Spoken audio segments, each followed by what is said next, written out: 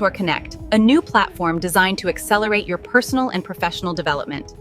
Welcome to this session, Swami, on discussion on entrepreneurship that we have on a monthly basis. And I guess a little bit of background on the topic is, entrepreneurship is a difficult journey for many people, and I think this forum is to get knowledge from experienced people like you to share any knowledge that we have around any aspect of entrepreneurship. So the forum will be, I'll introduce you, and then we can have a little discussion on your experiences. Then we'll have a Q&A session. And Swami, I like to end with sort of rapid fire, quick questions, about 5-6 questions, rapid fire, and then we end like that. So that's sort of the format. So with that, Swami, I'm excited to talk to you. And Aswad Khadilkar, who's here from California, was kindly introduced me to you. Although we've known of each other, I've known of your work for many, many years. And we spoke a couple of weeks ago about your experiences. And you've established a fund called Ignite Fund, which has been funding basic research work for several years around biologics research, I would say. Correct me if I'm wrong. But before that, you were done seminal roles in founding Origin in Bangalore, which is, of course, a huge undertaking and experience in companies like Merck and Abbott. You have an MD in pharmacology from University of Pennsylvania, my own alumni, and I assume we overlapped a little bit during that time. And so with that brief introduction, Swami, I'll hand it over to you, and maybe you can continue to introduce yourself and share your experiences, and then we'll do a Q&A. Over to you, Swami. Thank you so much for coming. Thank you very much for inviting me here, and it's nice to meet all of you. So, just a couple of annotations to what Narendra already said.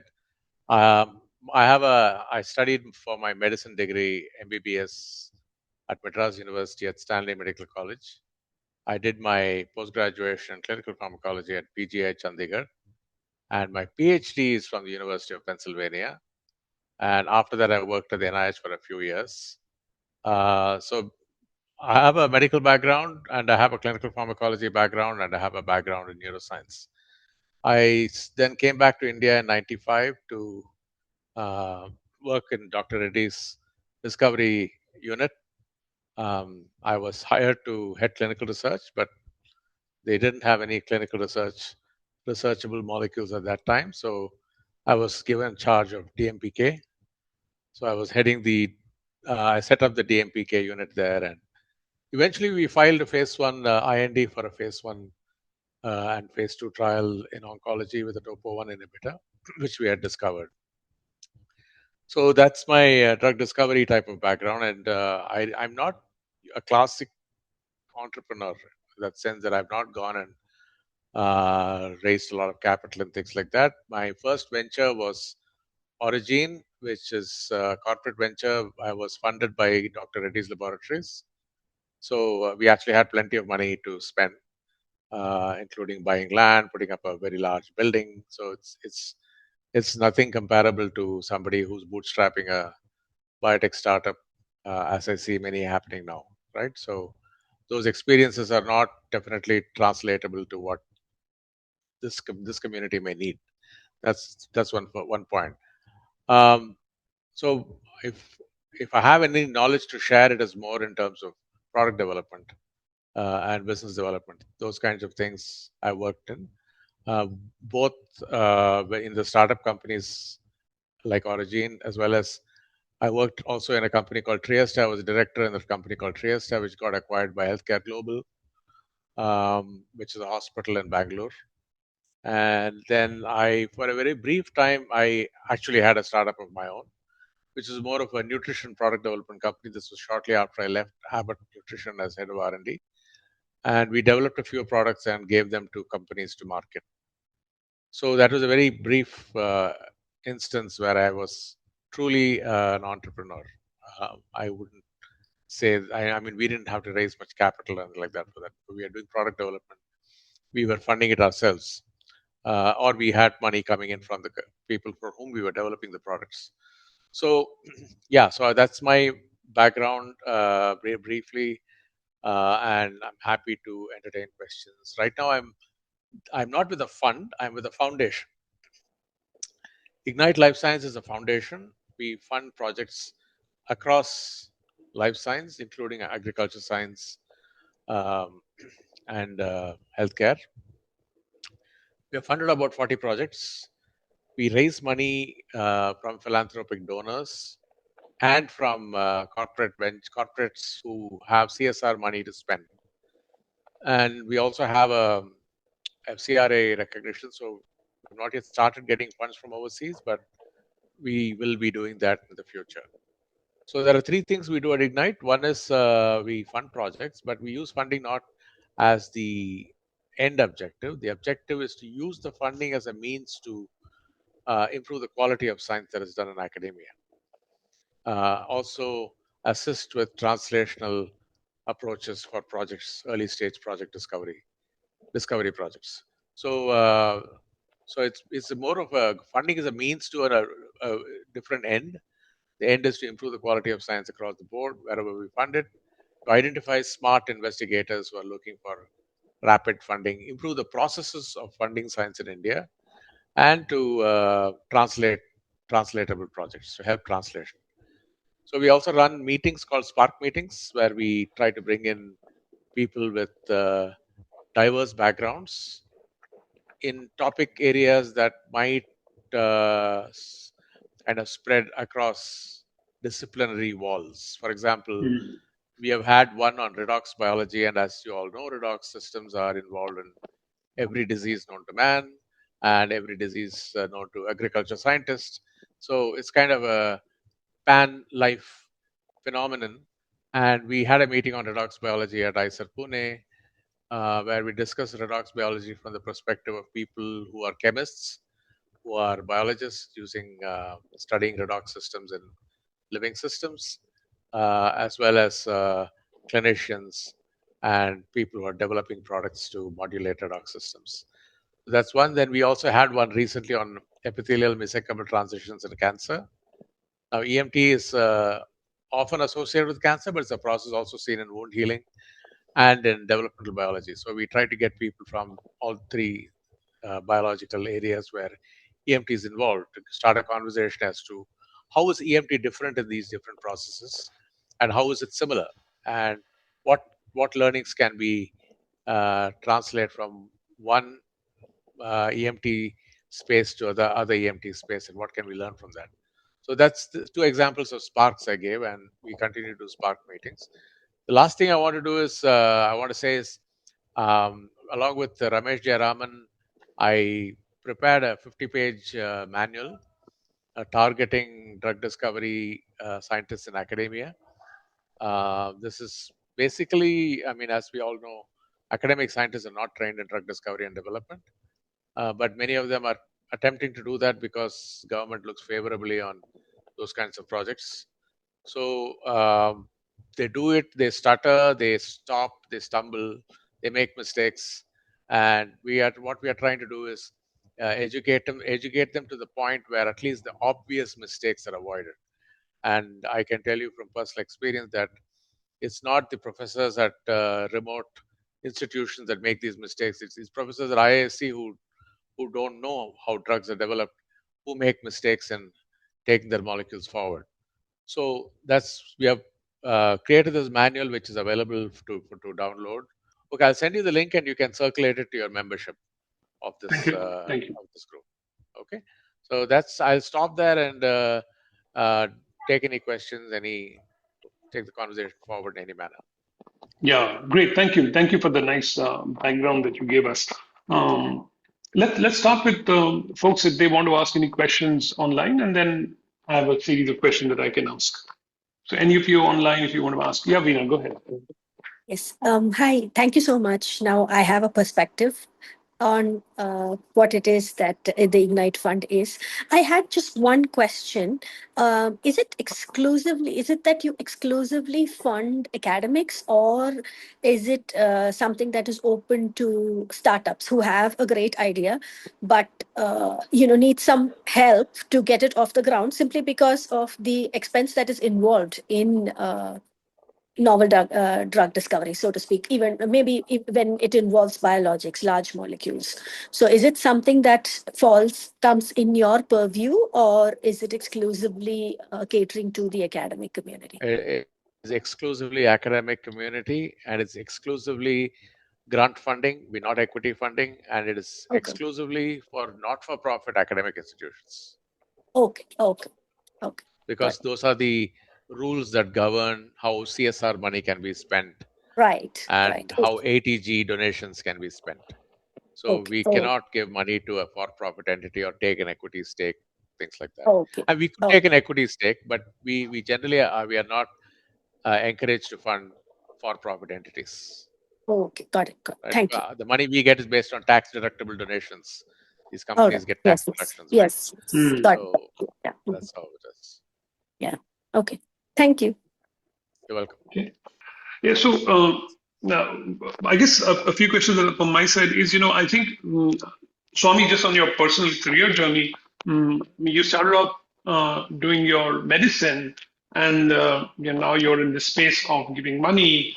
In the space, I think as entrepreneurs look for, and nobody can have all the experiences. Both as an investor as well as somebody who's done some entrepreneurship. How does one start getting the right members in their team? What are the kind of things that you think about? Because I think you need a physician, you need a scientist, you need a lawyer, you need all of this. But how, especially when you're bootstrapped, how do you start looking for all of these? How do you start building a team?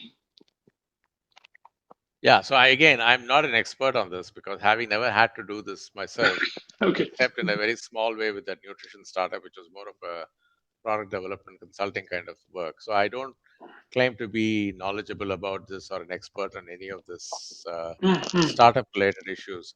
But in general, I think having a co-founder is very important. So if you have one or two co-founders, that's how you bring the expertise in, because you're able to give them a fair share of the thing. They also get the fair share of the risk when they come and join you.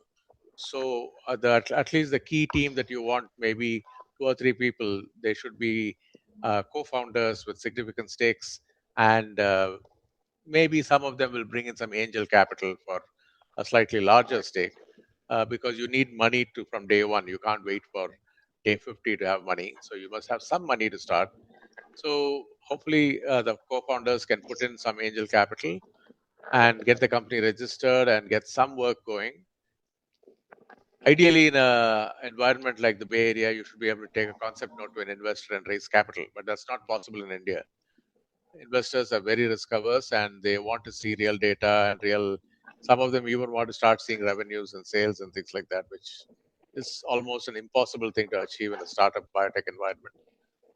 So I think, but the advantage we have in India, there are a lot of soft grants now, and Shweta may also know about it. There seems to be a lot more soft grant money being injected into the system. Many of them do come with conditions. For example, you will get some money, but you'll have to match it with your own money, private grants, things like private equity related investments. So there are conditions, but there is plenty of money available for very good ideas. I don't think a smart, go-getting entrepreneur will have a problem raising the needed capital if the idea is good. Now, one of the problems I have observed, which is an opinion perhaps not many people share, is that in India, when we develop healthcare products, we develop them thinking of the Indian market. I say, don't think of the Indian market. Think of the most profitable, most attractive, financially attractive target markets like diabetes and hypertension and obesity and those things. Don't say I'm in India, therefore I'm going to develop for infectious diseases or Shweta knows about dengue. So I know that the government has been encouraging that, that's a separate thing. If a government is willing to spend a lot of money on grants developing drugs for tuberculosis, that is fine. But as an entrepreneur, why should you limit yourself to things that investors don't find attractive? You go tell an investor, I'm developing a drug for tuberculosis, nobody's interested. Or even for AMR, nobody's interested. Whereas if you tell them, I got the next generation of obesity drugs, yes, you'll have 50 investors lining up to give you money, especially now with the GLP-1s being released. So I think it is wrong for entrepreneurs located in India to think locally. Think globally in terms of what products you want to develop.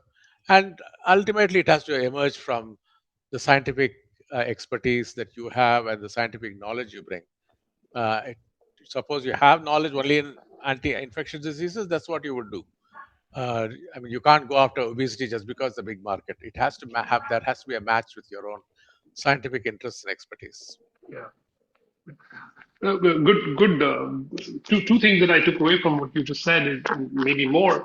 Um, I think it's good to have a partner during the entrepreneurship journey, just because you can share many things. That's one. The second is think globally rather than locally. So following up on this global plan. So one question I always get with everybody, and the question is a little bit long with a little bit of a preamble. So just bear with me. So what entrepreneurs try to do in general is they have an idea. Let's say it's an idea of a product, and let's say they're working with obesity. They've got a product, but they also have a platform on which they can have many. Let's call it mRNA platform or a cDNA making platform or a protein therapeutic platform or library or some kind.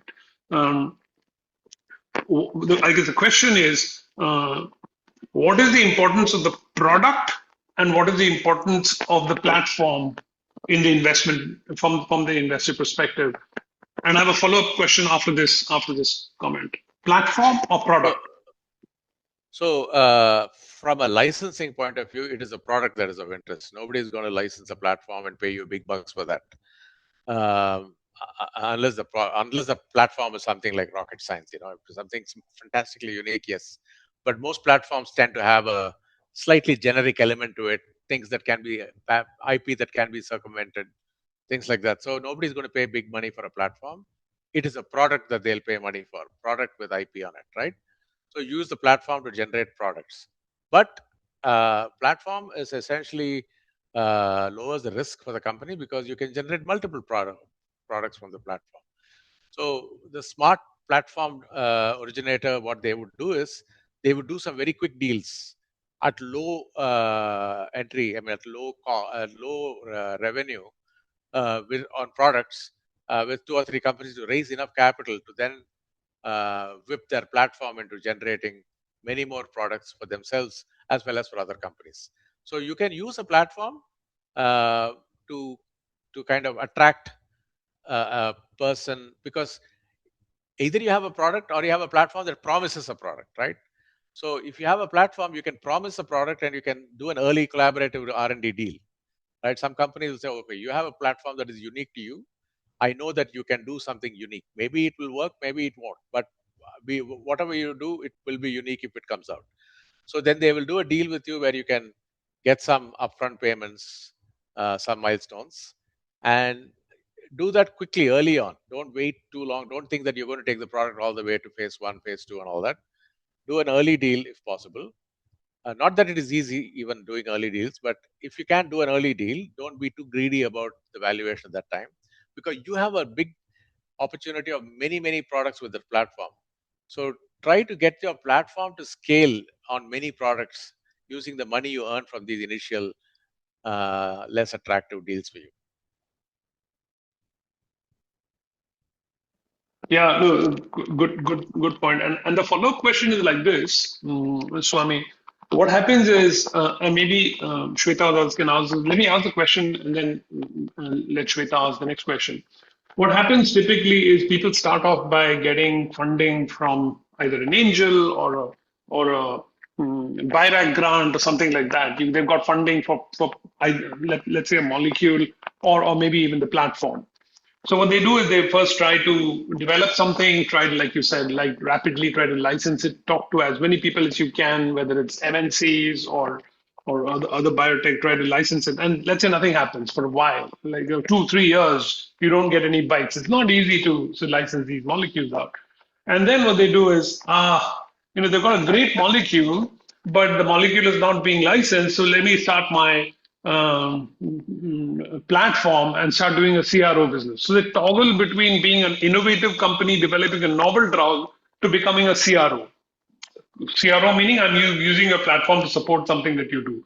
Now you're both a product company and a CRO company. Now you're confused whether you're here or there, right? That is why I'm asking the question around platform or product, because every entrepreneur needs a cash flow, and somehow you fight between the requirement for doing something for cash flow and then focus on the product to move the product to, let's say, IND and get it.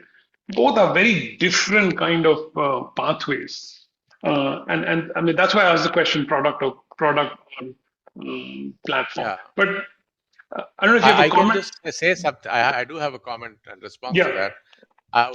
Number one comment is that India is not the Bay Area.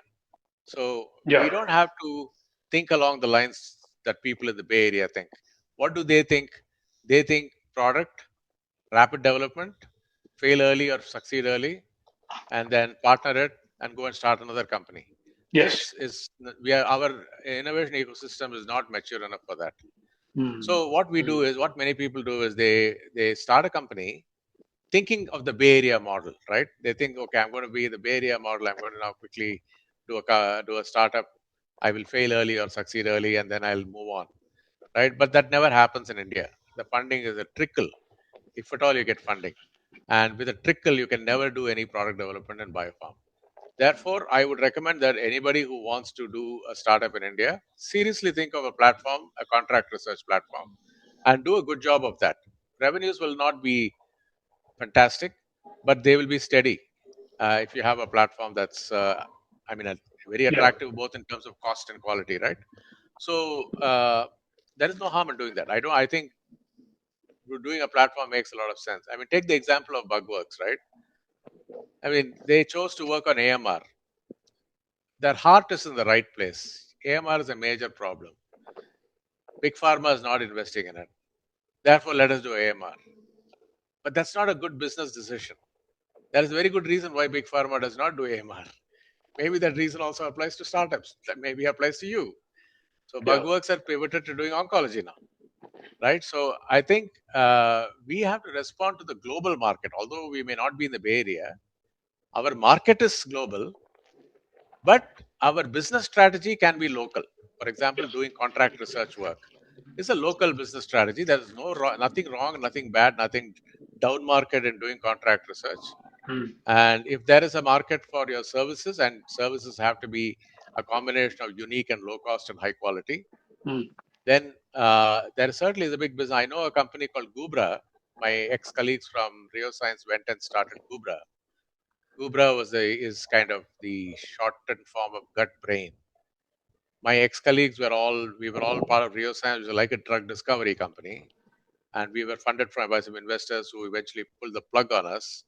Then these guys left, where they were all in Denmark, in Copenhagen. They left and started what they thought was going to be a CRO, Gubra.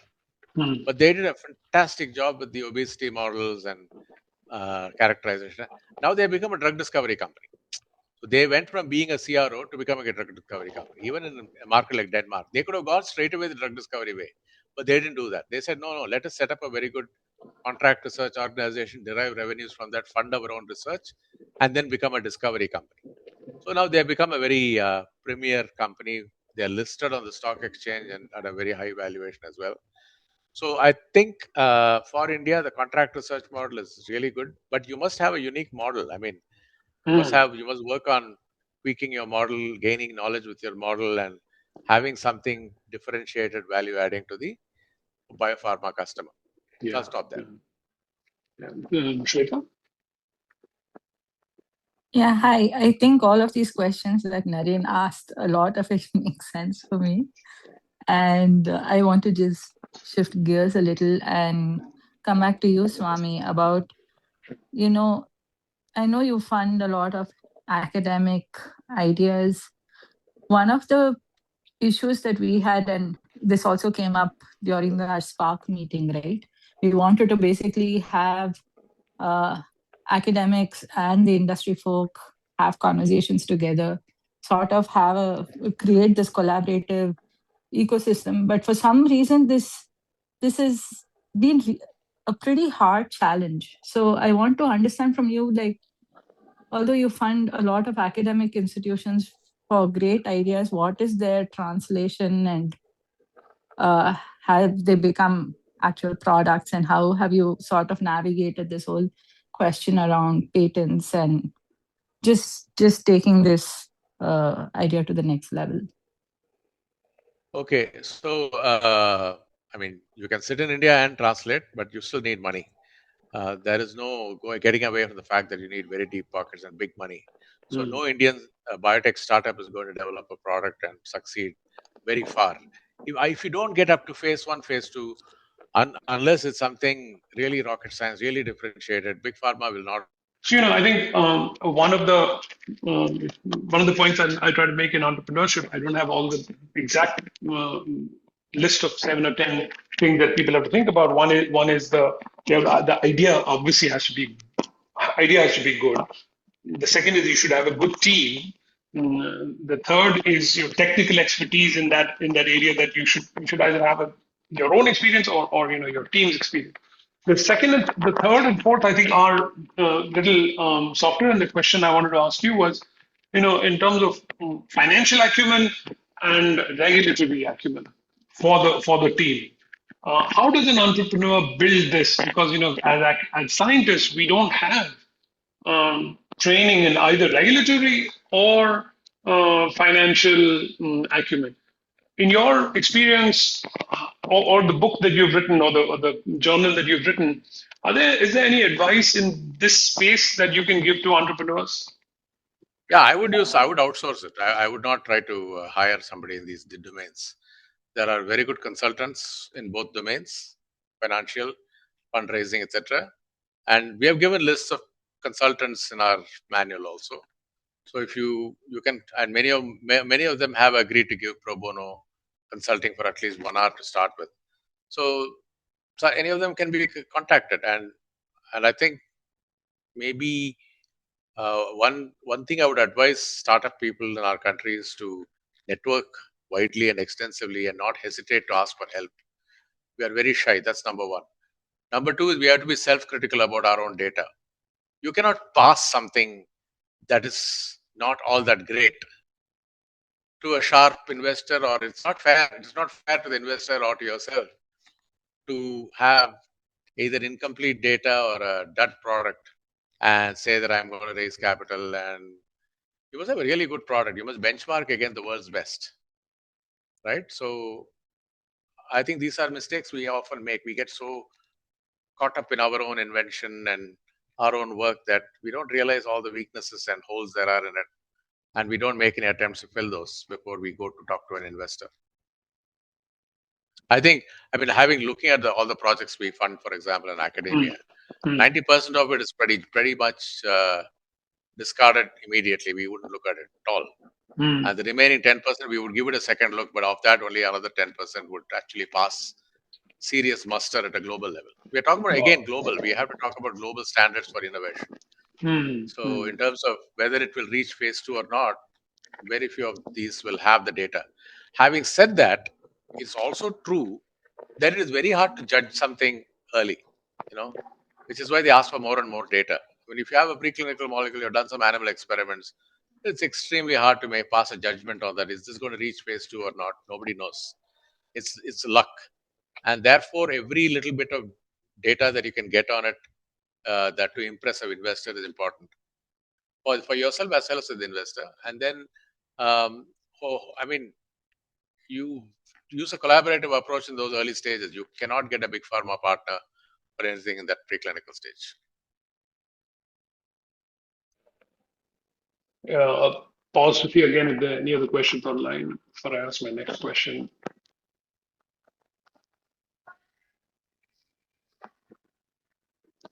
Okay, so I guess the next question is a little corny in the sense because I'm going to ask you a question on AI ML. Let me ask you a question, not just directly AI ML. I'll combine it with something that I think about a lot, which is and you've highlighted the challenges that we have in India in terms of developing novel drugs and bringing them to even to phase one, let alone phase two, right? Yeah. Um, in your viewpoint, what advantages does India have? Can we leverage to enable this entrepreneurship community to get to phase one? What are the gaps we feel that are there right now? I mean, are there any potential solutions that we should all be working on to help entrepreneurs, let's say, get to phase one trials? We'll come to phase two later. So I can think of two things. One is we have something called the Indian Pharmaceutical Alliance. Now, if you look at the companies in the Indian Pharmaceutical Alliance, which would be Sun Pharma, Dr. Reddy's, Glenmark, they claim to be innovators. I mean, the reason the IPA is not part of the IDMA and the other drug company associations because the IPA members say, oh, we are innovators. We're not just generic companies. That's how they differentiate themselves. But I think that's questionable whether they are really innovators or first class or not.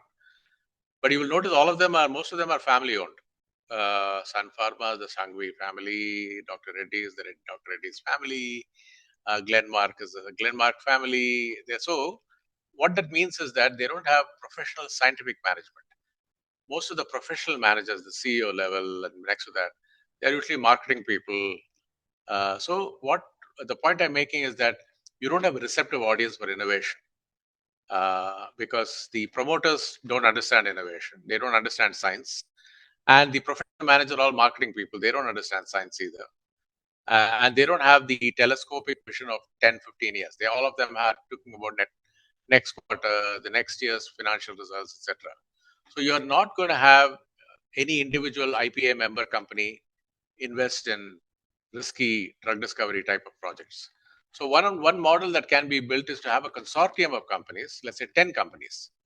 Each of them put 10 crores to create a pool of 100 crores. And like a VC fund they operated, they can invest in drug discovery startups and they can reap the benefits in terms of the multiple effects of if they invest in a basket of 10 to 15 startups, right? Then maybe one of them will make it to a point where there is some attractive value in it. And that will de-risk it for them so that they feel comfortable taking it. There is also this competitive feeling between the various companies. If it's a consortium, they're all members of the consortium, so they'll feel we are all in it together. It's not something. It's not a Glenmark versus Dr. Reddy's versus Orchid versus Wockhardt, right? That mentality should also go away because otherwise it's a very competitive mentality also. Because they are promoter-led companies, they identify very close with their companies. In a Dr. Reddy's company, the son-in-law and the son, they think they are Dr. Reddy's Laboratories. Dilip Shanghvi thinks he is Sun Pharma, right? So that thing should go away. Unless those things go away, you will not have the right decisions taken in terms of long-term projects. It'll all be short-term. What will my son get out of this company? Hopefully, I should retain value so that my son gets large. I mean, that's the thinking that goes in behind all these decisions. So one suggestion is to have a consortium. The other thing is, I think the government has to play a role. The government has this innovation lab being set up in Mumbai. Unfortunately, the government has not shown any sign that they are good at managing innovation. They have shown lots of signs that they want to fund, they have the intent to fund innovation, but they have not shown any sign that they can manage innovation. But I'm just thinking if the government were to pool that money, 100 crores, 200 crores, 300 crores, and put it into a VC fund structure with professional VCs, whether it is from North America or even from India, and use the government money, but they should also have some of their skin in the game, jointly have skin in the game to pick biotech startups to fund. So then that might be intelligent capital, supportive capital, informed capital. So there's another model. The only thing is, I still think that we don't have that many great companies in India. We don't have a critical mass of great companies. That's my feeling. Not scientifically based on any systematic survey, but whatever little I see, they are not making the mark. We need at least 100 opportunities before any such fund will take off, any such thing will take off. So we are planning to conduct a biopartnering meeting. I'm in discussion with CDRI, with Radha Rangarajan, about conducting a biopartnering meeting where we get multinational companies to come to India and meet with Indian innovators, both biotechs and academics, right? And have some presentations as well as one-on-one partnering conversations. And we hope that at least one licensing deal gets done as a result. I think even if one or two licensing deals get done, so much value gets unlocked that the government will take this sector seriously and do the sensible thing. I'll stop there. Yeah. Yeah, no, thank you. Thank you for sharing that. And in my opinion, one more thing that um, I don't know, again, this is not a survey, this is based on information that I've been trying to get from lots of different places. There is no true translation sciences institution in India where there is a academic high high quality, let's call it high quality academic research group, which is a translation group associated with the hospital where they can quickly go and test some of these things in India. I think that just does not exist. That research, translation, quick translation. You have All India Institute of Medical Sciences, it's heavily clinical. You have NCBS or the TIFR, which is heavily, or IIT or ICTs or whatever, iSearch, heavily research, but no hospital. So, this combination thing, I don't see existing. And I think I've been in discussion with various groups to think about this topic. And since you're a physician, what do you have any feedback on this? Absolutely. This is a failure of our medical establishment that we have in medical colleges. You will typically see that the preclinical, what are called preclinical departments are underplayed, underemphasized, and are unattractive as careers for anybody. They are not really research departments. Whereas if you go to Harvard or UPenn, it's the basic science department that do a lot of the exciting frontier work in collaboration with their clinical colleagues. Now, this does not happen in India. So what you're saying is right. But that, while it is going to be a gold mine for drug discovery companies to collaborate with such groups to identify new discovery projects, the other thing that I think you're alluding to is the phase 1 clinical trials. I don't think that should be a limitation because I don't necessarily think we should wait for India to start doing phase 1 clinical trials in a big way. There are lots of good places outside India which will take your drug and do a phase 1 trial for you. And that's what Indian companies are doing. And that is still a very viable pathway. It is more expensive, of course. But if you're not able to raise that kind of money, then even the CMC cannot be done. So might as well bite the bullet and do it. Let me pause here and see if there are any other questions online. And otherwise, we'll do the rapid fire after this. Any quick questions from anyone online? Okay. All right. So Swami, this is something we do for all our guests. We ask you a series of 10 odd questions. They are just random. You can give one word, 2 word, small phrases answers. Okay. So I've got a few written down here. So you did your MD in the beginning. So was there any teacher, mentor who sort of helped you in the beginning that direct you in that direction? Yeah, so I had a professor at PGI who was a veterinarian, and he was a good friend of mine because both of us were very passionate about pharmacology. So we would spend lots of hours talking about experiments and doing new kinds of experiments. And I think he convinced me that it's worth going for a PhD. And do you mind sharing his name or? Oh yeah, Shankar Narayanan. Shankar Narayanan. Okay. Alangudi Shankar Narayanan. Oh, nice. Yeah, nice, he's retired now. He's retired now. Yeah. Mm-hmm. So along those lines, would you call him your mentor, or do you have any other mentor in your? Well, he was a friend. Much better than a mentor. He was a friend, so he could tell me things very frankly, and I could tell him things very frankly. So it was a two-way conversation. We enjoyed each other's company, and we had a good time. Yeah, no, thank you. The next question is one is first simple question is, what is your most productive time of the day? Morning, late night? I think morning is the most that time of the day when I feel smartest. I can get things done very fast. So if That's I do a it. crossword puzzle in the morning, I'm faster at finishing it than I'm in the evening. Uh, but inevitably, the morning time gets truncated by breakfast and exercise, tennis, and all those things. So I don't necessarily spend thing on smart work in the morning. I am a very big believer in the importance of sleep. Incidentally, I've written a book on sleep called Mastering Sleep, which is available on Oh, Amazon. Ever since I wrote that book, I will not trade even 1 minute of my sleep time for anything else. Nothing else as important in the world as my sleep. wow. So I don't believe in waking up early to get something done. I mean, if I need to sleep, I'll sleep as much time as I need to get sleep and feel refreshed when I wake up. So Amazing. yeah, so a morning is the best time for my brain, but I don't necessarily use my brain on brainy things. So then, our next question will be, and you can take a little bit of time to think about this. Describe yourself in 3 words or phrases. Curious, right? You only 3 words. Justice minded, fairness minded. Fair. I Oh, not nice, 3 words. nice. It's only I'm very conscious about being fair and seeing fairness being practiced. And then I would say, just in extension from being curious, I always think about things in a very multidisciplinary way. Mm, I'm not stuck to pharmacology. I mean, I mm. attend review meetings on agriculture science.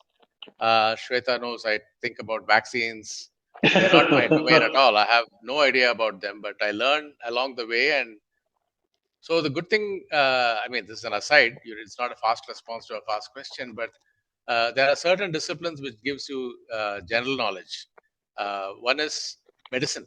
Medicine itself gives you broad knowledge. Yes. Uh, Chemical engineering is another subject which gives you broad knowledge, right? Mm, mm, And in my area, pharmacology, I feel has got that, gives me the skill set that I can mm, apply my knowledge of pharmacology in almost any life science project.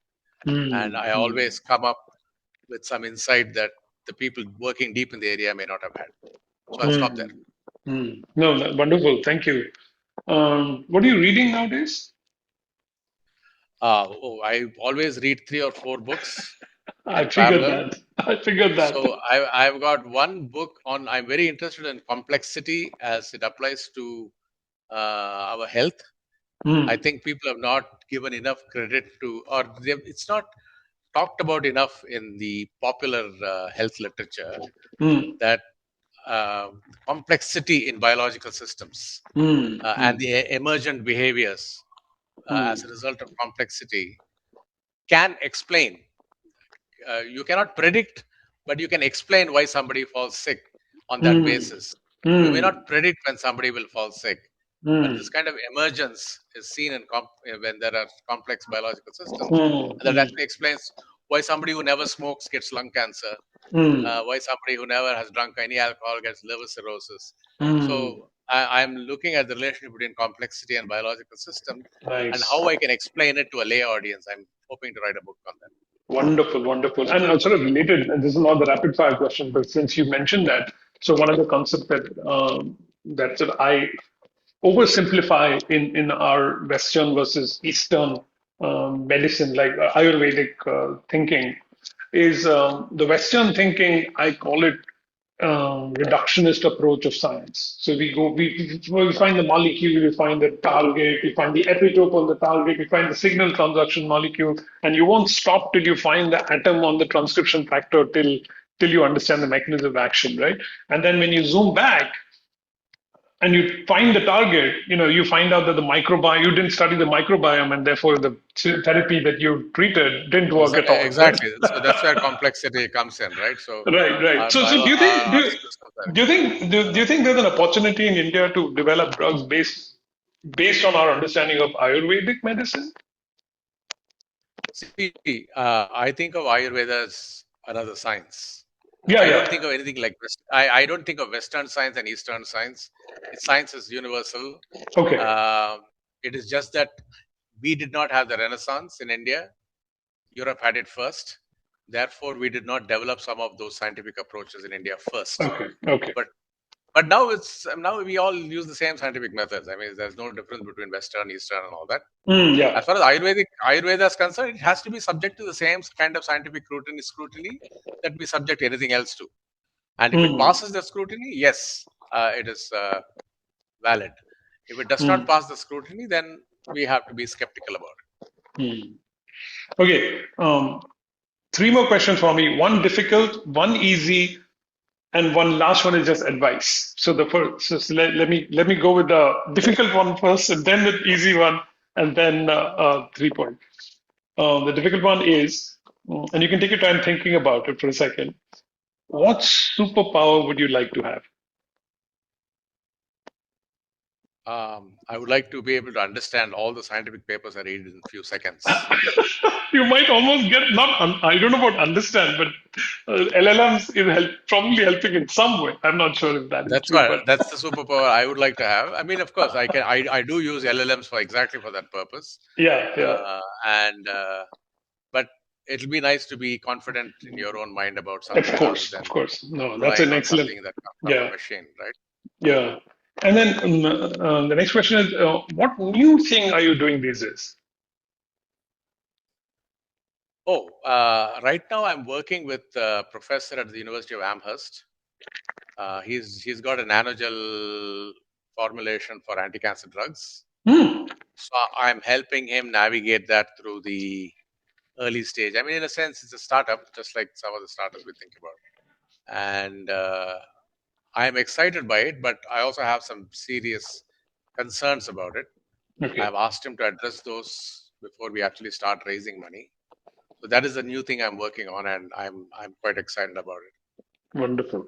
And the last question is this a generic one, which is what couple of points that either we covered or not covered that you would have for the entrepreneurs.